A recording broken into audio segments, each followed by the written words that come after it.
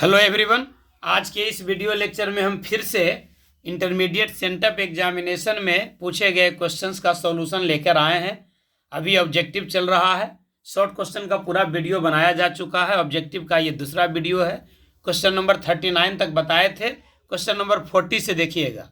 Question number 40 कह रहा है the integrating factor of the differential equation dy by d x minus by cot x बराबर cos x. तो ये integral factor के बारे में पहले थोड़ा सा जान लीजिए। ये लीनियर डिफरेंशियल इक्वेशन का सवाल है। लीनियर डिफरेंशियल इक्वेशन का स्टैंडर्ड फॉर्मेट होता है dy by d x plus P by बराबर क्यू, जहाँ p बराबर होता है p और q जो है या तो फंक्शन का x का फंक्शन है या फिर कांस्टेंट है। p और q जो है या तो x का फंक्शन है या कांस्टेंट है। तो इस इक्वेशन को सोल्व करने के लिए सबसे पहले निकालते हैं इंटीग्रल फैक्टर। तो इंटीग्रल फैक्टर का फॉर्मूला होता है e to the power integration of p dx। तो अब सवाल को देखिए। सवाल देखिए क्या कह रहा है। सवाल है dy by d x minus by cot x बराबर cos x. dy by d x minus by cot x बराबर है कॉस एक्स। तो पहले आप इसको स्टैंडर्ड फॉर्म में लिखिए। तो dy by d x plus P by बराबर क्यू। इसका मतलब p का वैल्यू क्या हो गया, p बाई।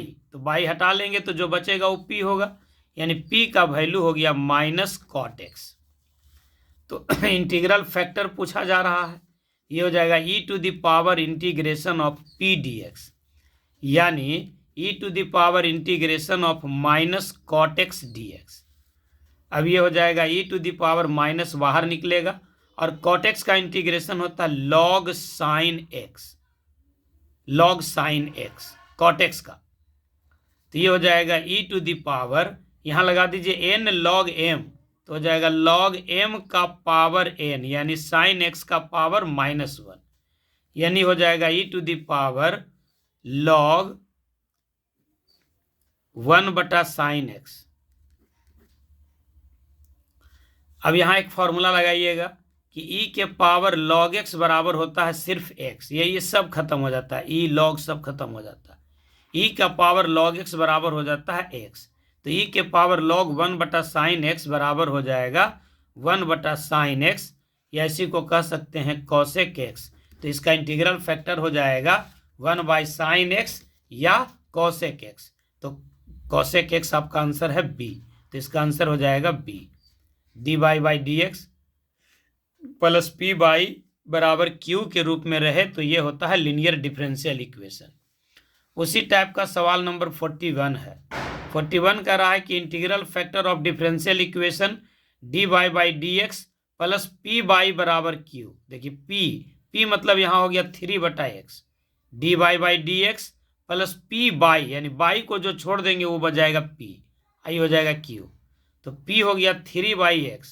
तो इंटीग्रल फैक्टर बराबर होता है e to the power integration of p dx, यानी e to the power integration of 3/x dx, यानी e टू द पावर 3 बाहर निकालेंगे और dx बाई x का इंटीग्रेशन हो जाएगा log x।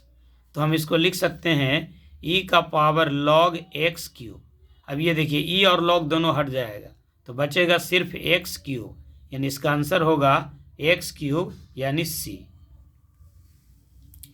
42 नंबर सवाल में आइए। 42 नंबर में कह रहा है कि i माइनस जे प्लस के का क्रॉस प्रोडक्ट निकालना है 5i के साथ। क्रॉस प्रोडक्ट, तो क्रॉस प्रोडक्ट कैसे निकालते हैं। क्रॉस प्रोडक्ट के लिए आप एक डिटर्मिनांट सोल्व करते हैं i j k पहले रो में, दूसरे रो में पहले वेक्टर का कंपोनेंट यानी 1 -1 1। कैसे, i का कंपोनेंट 1, j का कंपोनेंट -1, k का कंपोनेंट +1। और तीसरे रो में दूसरा वेक्टर हो जाएगा i का कंपोनेंट है 5, j और k मिसिंग है यानी 0। अब डिटर्मिनेंट को सोल्व करने के लिए क्या करेंगे, तो उस रो या कॉलम से एक्सपेंड करेंगे जिसमें मैक्सिमम 0 होता है। तो R3 से एक्सपेंड कर देते हैं, यहाँ 0 है तो इस 5 से एक्सपेंड कर देंगे तो क्या मिल जाएगा, 5 का साइन हो जाएगा पॉजिटिव, प्लस माइनस प्लस। अब क्या करेंगे, तो 5 वाले रो और कॉलम को ख़त्म कर देंगे, ये और ये खत्म, तो क्या मिलेगा j इंटू 1 यानी j, अब बीच में माइनस, माइनस के यानी प्लस के, तो 5 टाइम्स ऑफ j प्लस के यानी 5j प्लस 5k, तो 5j प्लस 5k कहाँ है, यह a में है, 5j प्लस 5k, ये नहीं, 5j प्लस 5k 42 का a हो जाएगा। एक बार फिर से देख लीजिए, i माइनस जे प्लस के है तो ये 1 माइनस 1 और 1 हो गया, ये है सिर्फ 5i, तो j और k का कंपोनेंट हो गया 0। क्रॉस प्रोडक्ट निकालने के लिए एक डिटर्मिनेंट सोल्व करते हैं, जिसके पहले रो में रखते हैं i j k, दूसरे रो में पहले वेक्टर का कंपोनेंट और तीसरे रो में दूसरे वेक्टर का कंपोनेंट, तो यहाँ से एक्सपेंड करेंगे तो 5 हो जाएगा, ये हो जाएगा j अब प्लस के, तो 5j प्लस 5k, ए हो गया। क्वेश्चन नंबर 43 देखिए, i minus 2j minus 2k का मैग्नीट्यूड, तो वेक्टर का मैग्नीट्यूड निकालना है, तो क्या हो जाएगा i का कंपोनेंट यानी 1 का स्क्वायर, j का कंपोनेंट यानी -2 का स्क्वायर, k के कंपोनेंट का स्क्वायर मतलब -2 का स्क्वायर, यानी 4 4 8 1 9 का रूट हो जाएगा 3, आंसर हो जाएगा सी। कह रहा अगला क्वेश्चन देखिए 44, 2x plus 3y plus 4z plus 15 बराबर 0 के अभिलंब के दिक् अनुपात क्या है, अभिलंब के दिक् अनुपात निकालना है। इसका इंग्लिश वर्जन देखिए, कह रहा direction ratio of normal to the plane, plane का इक्वेशन होता है ax plus by plus cz plus d बराबर 0, तो ये ABC कहलाता है डायरेक्शन रेशियो, डायरेक्शन रेशियो। और यदि यही a square plus b square plus c square बराबर 1 हो जाए तो ये हो जाएगा डायरेक्शन कोसाइन।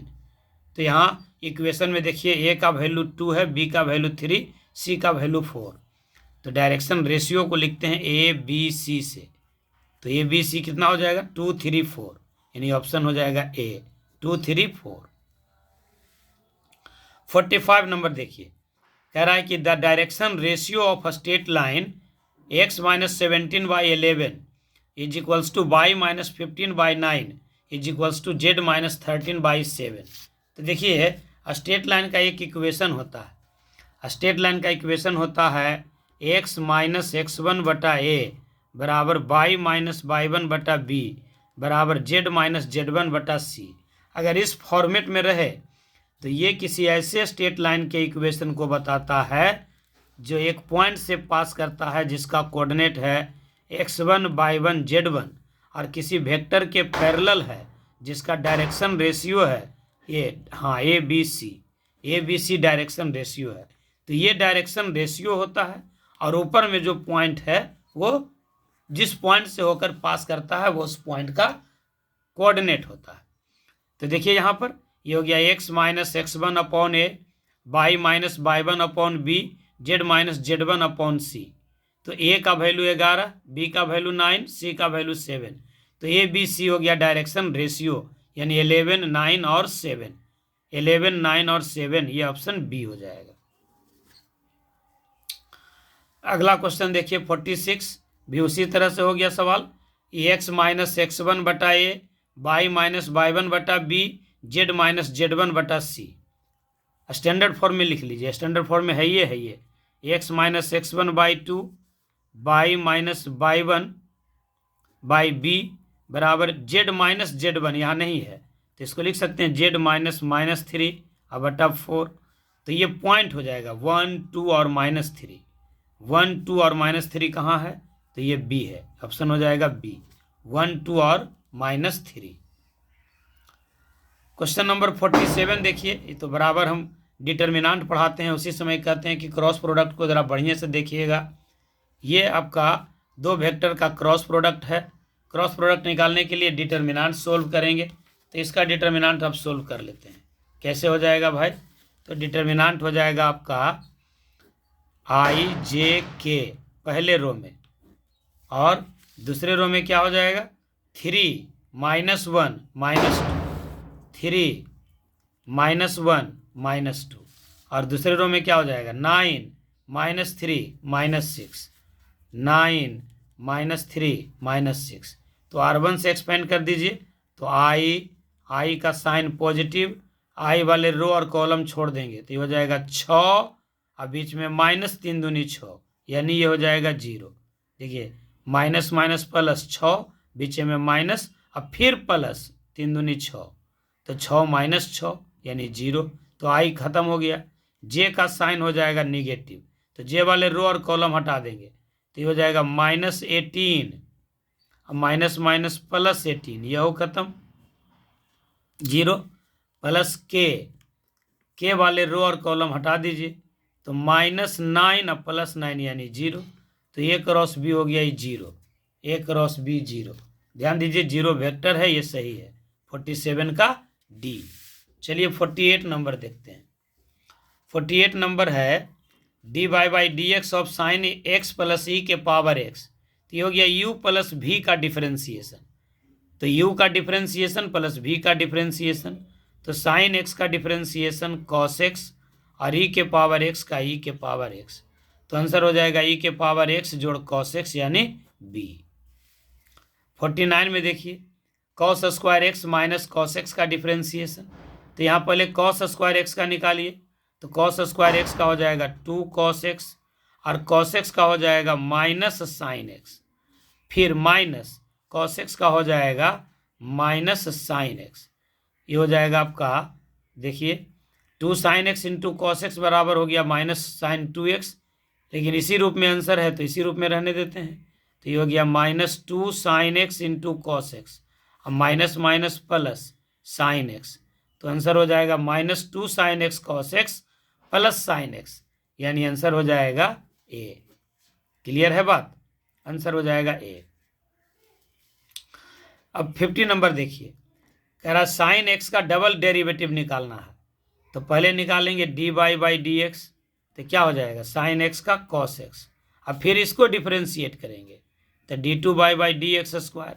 तो कॉस एक्स का क्या हो जाएगा माइनस साइन एक्स, यानी आंसर हो जाएगा माइनस साइन एक्स, ये बी सही है।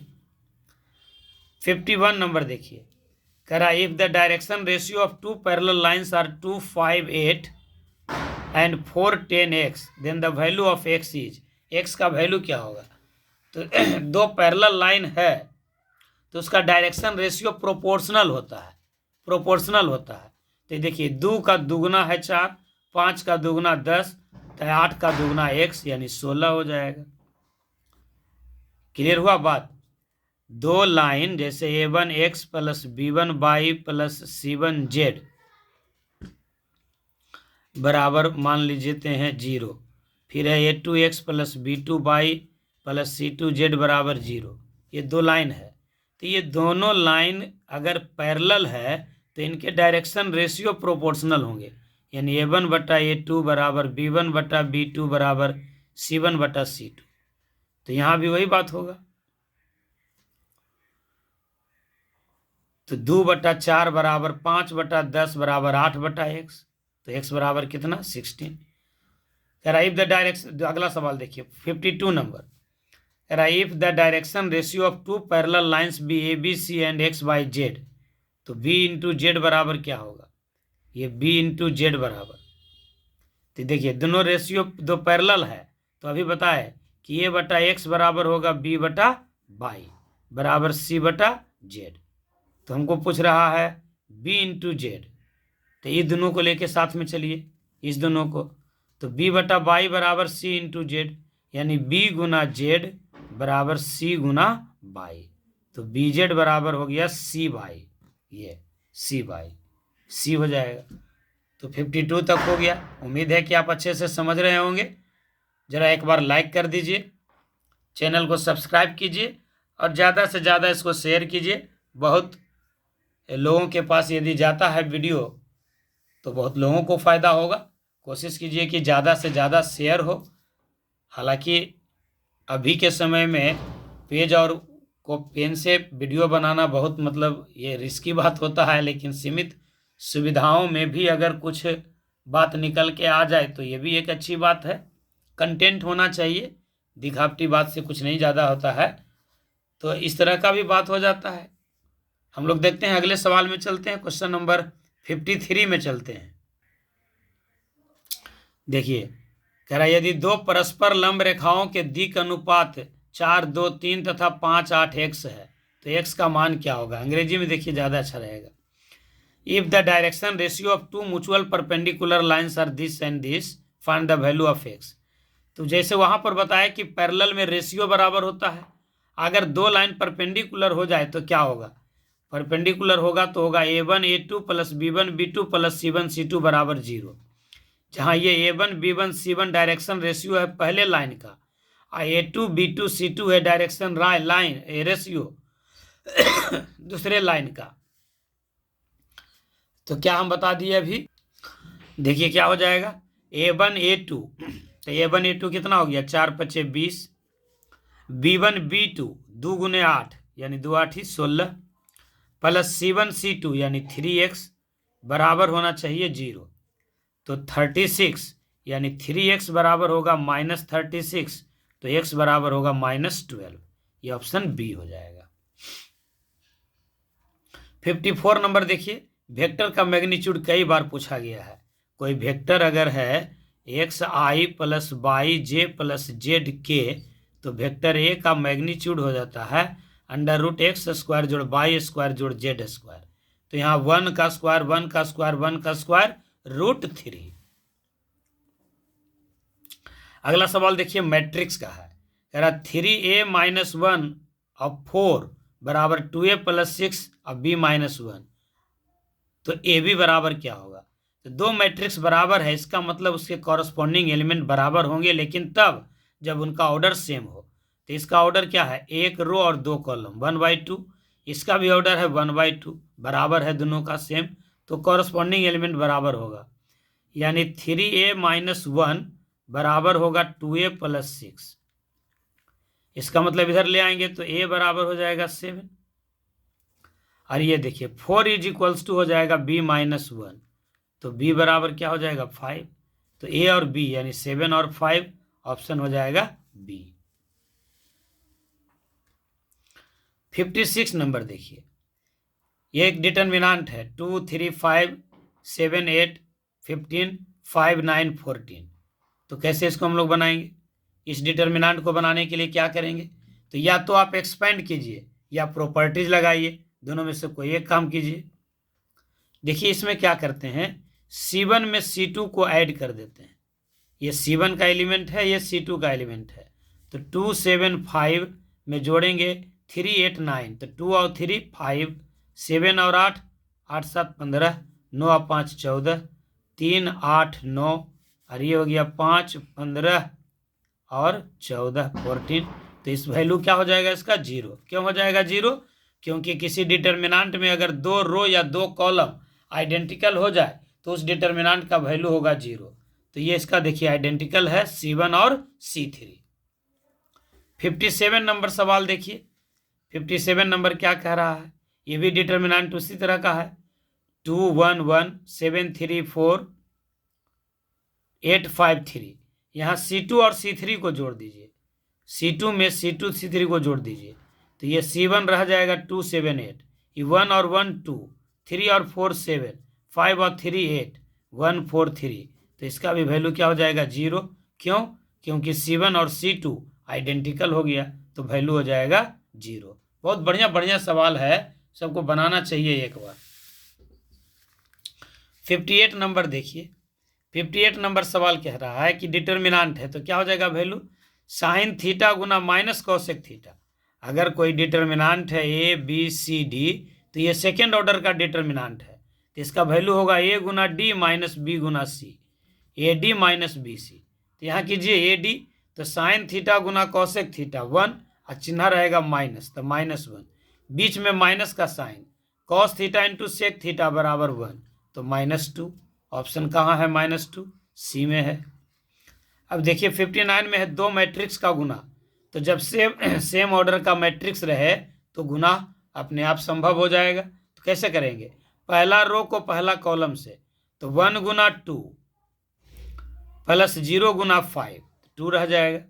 फिर पहला रो और दूसरा कॉलम, तो 1 इंटू -2 प्लस 0 इंटू 4 यानी 0, तो 2 और -2।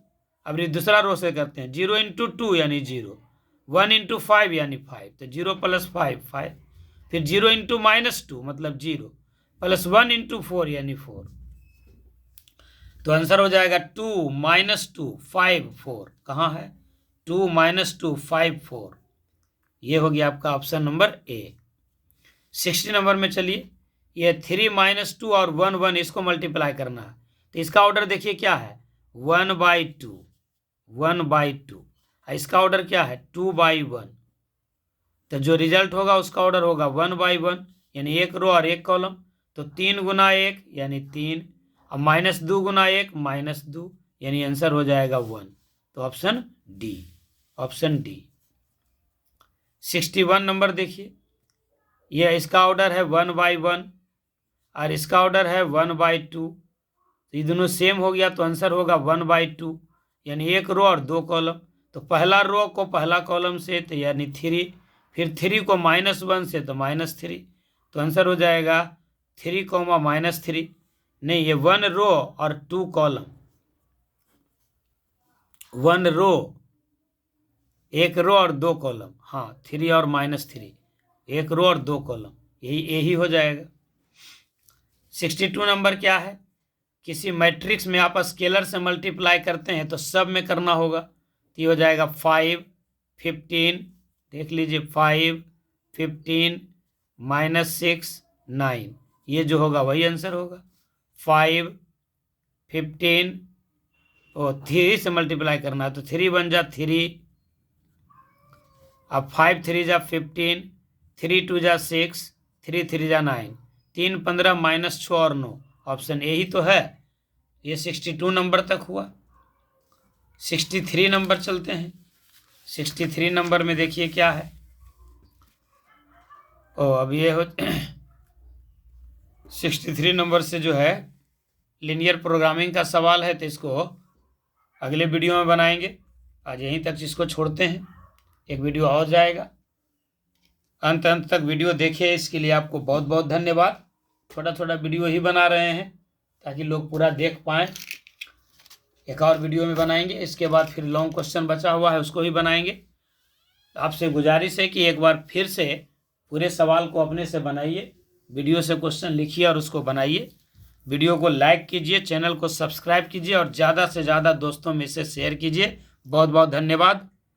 इसके बाद हम सीरीज शुरू करेंगे, तो जितना भी ऑब्जेक्टिव आया हुआ है सवाल, लगभग 2015-16 से शुरू करेंगे या 17 से शुरू करेंगे, चैप्टर वाइज प्रत्येक चैप्टर का ऑब्जेक्टिव सवाल इसी चैनल पर हमेशा आपको मिलते रहेगा, अपलोड होते रहेगा।